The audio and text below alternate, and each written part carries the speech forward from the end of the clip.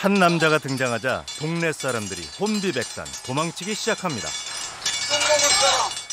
방금 뭐라고 하셨죠? 남자가 들고 온 것은 바로 인분.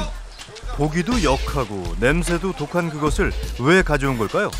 딱 봐도 술에 취해 보이는 남자. 뭐에 그리 화가 났는지 그릇까지 집어던지며 난동을 부립니다. 마을의 폭군, 기행의 주인공, 남자의 정체가 궁금합니다. 술 드시고 사람들한테 심하게 하시는 분이 이 집이 국기 따라난 집, 이 집이래. 또 몽둥이를 또 들고 댕겨 제일 짓고 이거든. 누구 때도 죽이려고. 쇠파이프를 끌고 다니며 동네 분위기를 험악하게 만든답니다. 남자의 술주정을 견디다 못해 이사를 간 이웃도 있다는데요. 그래서 남자를 이렇게 부른답니다. 동남. 마을 사람들을 떨게 만든 그는 대체 어떤 사람일까요? 그런데 세상 모르고 단잠에 푹 빠져 있습니다. 조폭보다 무섭다더니 공포의 대상이라더니 오히려 보호가 필요해 보이는 남자. 정말 동네 술폭력배 주폭인 걸까요? 그의 실체를 직접 확인해 봐야겠습니다. 주폭남의 술주정 무대라는 남자의 집 앞을 지켜볼 생각입니다. 다음 날 오후 집을 나선 주폭남. 맞은편으로 건너가 한참 동안 돌아오지 않는데요. 잠시 뒤 골목에서 고함 소리가 들려옵니다. 너 이거 뭐하는 짓이야 이거? 어? 이거 멀쩡한 남의 학교에 갖다 내 우리 주정을 학교 주라는 거야 왜? 남의 말도 하고 싶다고 막 해도 되는 거야? 교육시키는 거야? 교육시키는 거다. 교육시키는 거요. 어? 이미 만취 상태인 남자와 대화는 불가능한 상태. 결국 맞은편 집주인이 포기합니다. 그런데 대머리만 까지는 거야. 아니 남의 머리 까진 걸 왜 얘기를 해? 낙수하지 말라고 네가 윤감이야 땡감이야 꽃감이야 진짜. 이웃집 담벼락에 낙서를 한 게 한두 번이 아니라 4번째랍니다. 대체 무슨 심보인 걸까요? 술만 먹으면 술만 먹어. 술 때문이랍니다. 술의 힘을 빌리면 남자에게 무서운 존재는 없습니다. 막걸리 한 병을 원샷한 남자가 이번엔 피켓까지 목에 걸고 파출소로 갑니다. 1인 시위라도 하는 걸까요?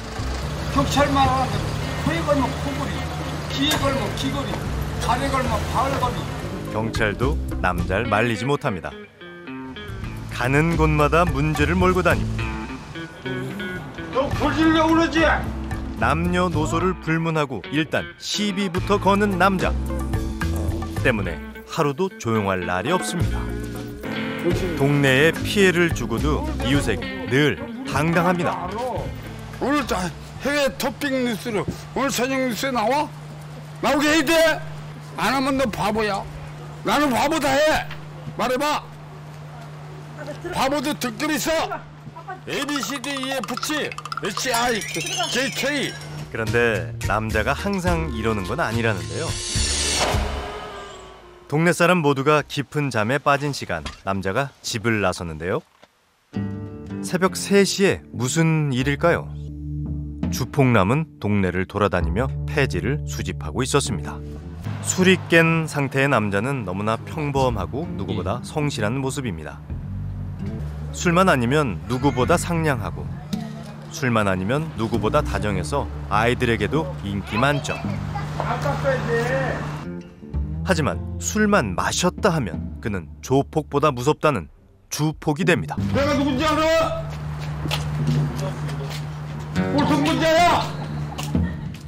남자의 진짜 속내를 직접 물어보기로 했습니다. 안녕하세요. 아, 젠틀맨. 다음 소리. 식사하셨어요? 식사가 못 맞아. 진지 드셨나요? 진지가 또 못 맞아. 밥 드셨어요? 답이 뭐야? 그의 목소리가 들리자 자동으로 쏟아지는 따가운 시선. 동네 분들하고 왜 안 좋게 지내세요? 아니요. 그럴 수밖에 없어요. 동네들이 이간질해서 내 귀에 안 들려와야지. 왜 들리게 만들어? 자신이 이웃들과 잘 지내지 못하는 이유를 전봇대에 적기 시작한 남자. 옳은 말을 옳게 안 듣는다. 이웃들이 자신의 말을 오해한다는 얘기인가요?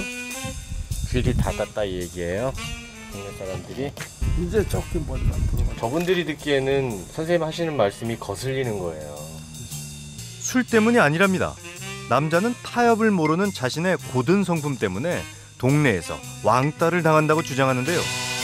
PD면 PD 역할을 하는 거야 지금? 네, 하고 있습니다. 뭐래? 차려! 차려! 오호! 열중시에는 이렇게 아니 다니게 12시야 벌어져야죠. 차려! 네. 그다음에 경례! 오른쪽. 아니 이렇게 하면 돼. 아니 왼쪽이 오른쪽이 쉬어!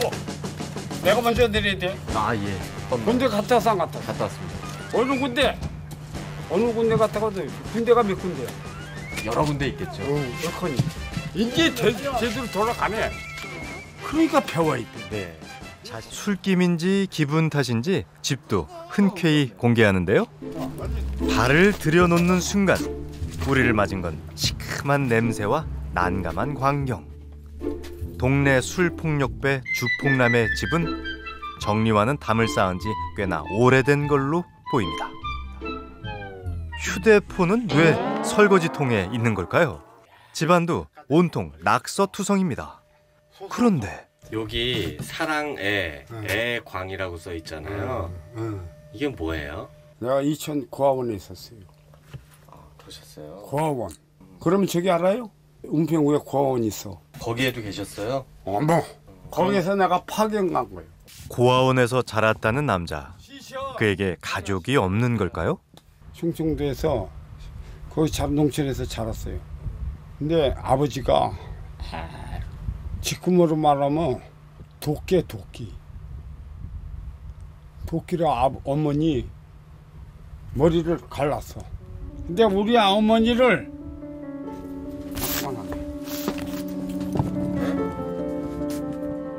남자는 말을 아낀 채 타는 속을 술로 달랠 뿐입니다.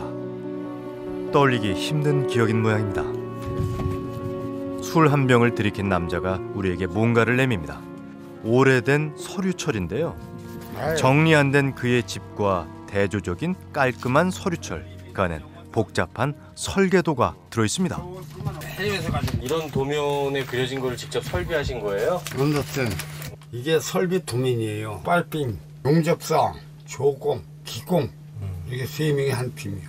프렌트, 공장 배가 넘으면 1980년대에 일었던 중동 건설붐. 이때 남자도 사우디아라비아에서 10년간 배관 기술자로 근무했다는데요. 그에게도 빛나는 청춘이 있었습니다. 그런 그가 어쩌다 술 때문에 무너지게 된 걸까요?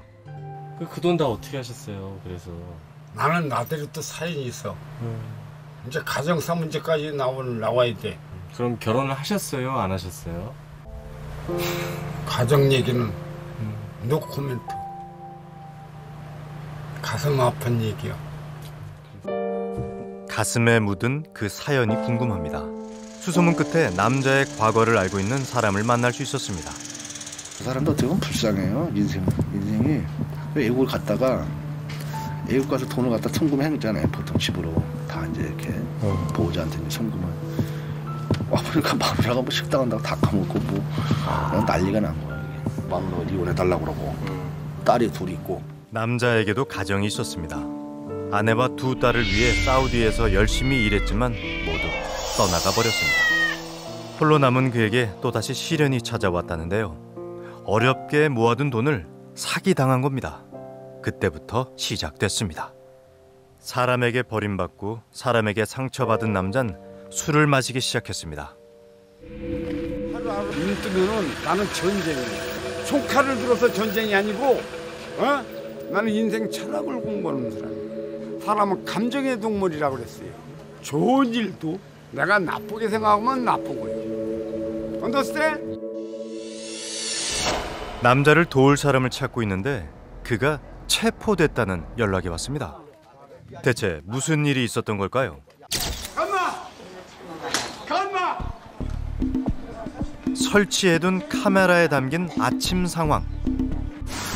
술에 취한 남자가 장난을 치는 동네 아이를 우산대로 때린 겁니다. 생각보다 일이 커져버려 놀란 남자. 애기 때리셨어요? 때린 건 맞아. 근데 교육 차원에서 했어.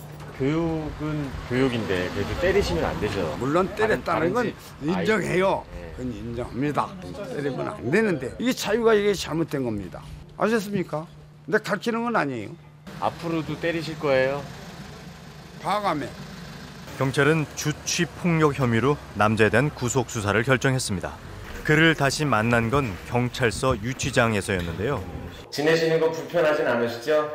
아니 그냥 너 같이 있다는 것 뿐이지. 지금은 술 생각 안 나셔? 못 나세요? 어디로 가시는지 제가 나중에 알아보고 그쪽으로 찾아뵐게요. 짧은 면회가 끝났습니다. 남자는 앞으로 어떻게 되는 걸까요? 요즘 주폭 관련해서 들어오시는 분들 많이 있나요? 예, 요즘 좀 척도는 많이 있습니다. 관원은 구속사고 원칙으로 해야지 피해자들이 이제 두려움을 느끼기 때문에 신고를 안 하지 않습니까? 처벌은 할 수 있지만 근본적으로 이분들을 치료하거나 하는 부분에 있어서는 좀 약하다 할 수 있지 않을까요? 일단 예를 들어서 본인의 의지가 중요하다고 봅니다. 최근 경찰은 술에 취해 폭력을 휘두르는 일명 주폭들을 집중 단속하고 있습니다. 궁금합니다. 구속만 한다고 다 해결되는 걸까요? 주폭자들에 대한 어떤 처리에 있어서 무조건적인 처벌만이 등산은 아닌 것 같습니다. 하지만 어떻든 그런 처벌과 더해서 경우에 따라서 그 사람의 전반적인 인생사가 나아질 수 있도록 힐링 또는 치료의 과정이 꼭 수반되어야 될 것입니다. 주폭남은 지난 10년간 이미 2차례나 술 때문에 감옥을 다녀왔습니다. 호된 벌을 받고도 왜 술버릇을 고치지 못한 걸까요? 알코올 중독이란 병을 고치기 위해선 매가 아니라 약이 필요합니다. 거기에 병을 고치려는 남자의 의지를 응원해주는 친구가 있다면 더더욱 좋을 겁니다. 그것이 남자를 위한 일인 동시에 이웃들 역시 행복해질 수 있는 길이 아닐까요?